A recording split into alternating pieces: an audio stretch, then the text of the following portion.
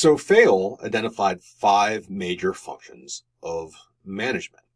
These are planning, organizing, commanding, coordinating, and controlling, or otherwise known as the POC3 model. We usually see some variation of this in the way that modern-day management textbooks are organized and management classes are taught.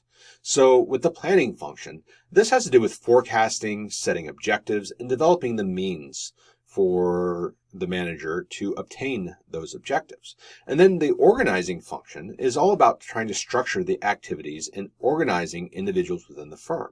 This is creating an organizational structure, dividing the work into specific jobs that needs to be done, and then staffing those positions. Commanding is concerned with directly supervising in the motivation of employees. Because now that we have jobs and we have people in those jobs, we need those employees to work and to achieve whatever task it is that they are assigned. And then with coordinating, we're trying to identify, arrange, and scheduling tasks to make sure that the work is happening in the appropriate sequence and in addition to the appropriate amount.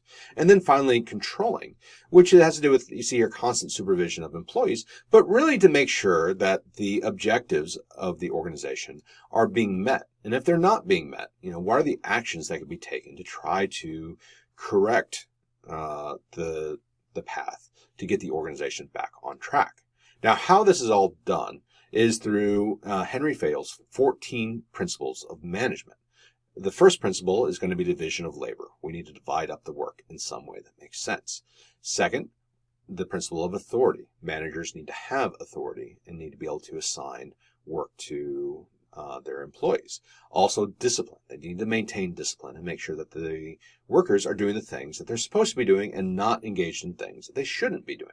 Also, unity of command. So each employee should have exactly, no more or no less, than one person giving them instruction. Also, unity of direction, so that all the workers are moving towards the same goals. Also, the subordination of the individual will to the good of the organization. So to convince employees that instead of doing the things that they want to do the things that are necessary for the organization to be successful. Also, we need to pay them. All right, need to pay them well. Then we have the idea of centralization, which is that there is a group of managers who make basically all the decisions, and then those decisions get spread throughout the organization. That there's also a line of authority. So each employee should be able to trace their line of authority from them to the very top of the organization. It is on this line of authority that commands can be issued. Also, that there is order to the work and to the workers, that there's the idea of equity, that people should be treated fairly, that there should be stability of tenure. So in other words, people should feel confident in their job security, that there also should be some initiative taking, not only by managers, but by their employees. And then finally, there needs to be a spirit de corps. And so in other words, the workers' morale needs to be good.